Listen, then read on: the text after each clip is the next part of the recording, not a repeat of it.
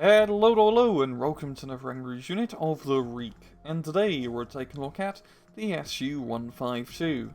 So just after the Battle of Stalingrad, the tides have really turned for the Red Army. Instead of being purely on the defensive, they're starting to take an offensive posture after beating back the Germans. And with this offensive posture in mind, they realised they needed a heavy assault gun for destroying heavily fortified positions that they're definitely going to be going up against when trying to take back their lost territory. And they needed one now. They were going to start their offensive operations soon. And so they pretty much hodgepodge something together. They got a KV-1S tank and mounted a 152mm gun in a superstructure, the ML-20. Now, what is rather interesting about the SU-152 lore, essentially, is its rather unknown anti-tank capabilities, and that it was originally designed to blow up Tiger tanks and other scary German tanks. Its original design did not intend it to be an anti-tank killer. They were pretty much only issued high explosive rounds for the most part.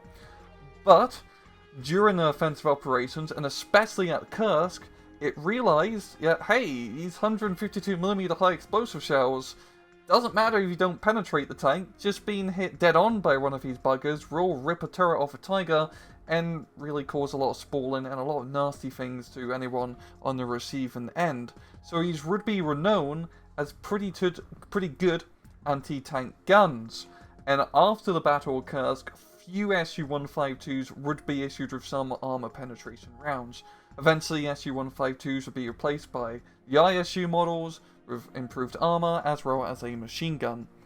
In-game, the SU-152 is a 65-point support tank available exclusively to the 44th Guards Infantry Division, and it has one weapon.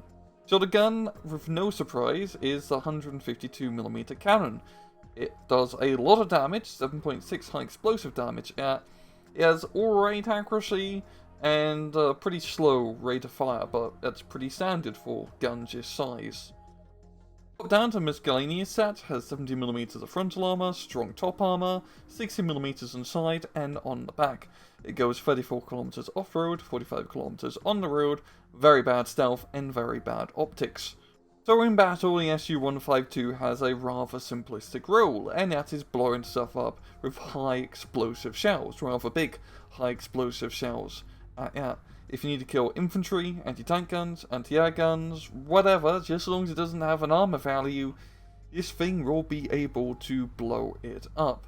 Now, unlike your ISU contemporary, you don't have the awesome armor penetration shells, and you're definitely much weaker in terms of armor layer. Also, you don't have a machine gun, but this is just about half the price of the ISU.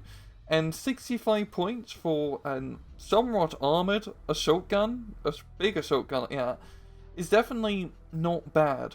But even though this is an armoured mobile vehicle, this isn't something you want to use on an aggressive offense. You really want to keep it back in a light forest, just slinging shells at long range. You can move it up and whatnot, but don't get cocky, don't move it into forests. You don't have a machine gun. You're gonna get really buggered if infantry do get close to you.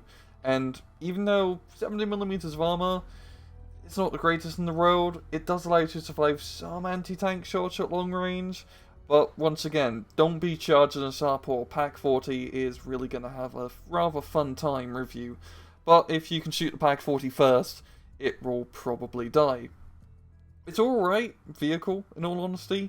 It's very good with the 44th Guards, as you get a lot of them. You get 4 cards of them, with 2 of them in A phase, with baseline 1-star veterancy, which is definitely quite nice. And with a division that doesn't have a lot of accurate indirect artillery fire, having a rather accurate direct high explosive gun can definitely help out with dealing with those anti-tank guns and other nasty targets, which is going to be stopping your pretty obvious T-34 spam with what you do with 44th Guards Infantry.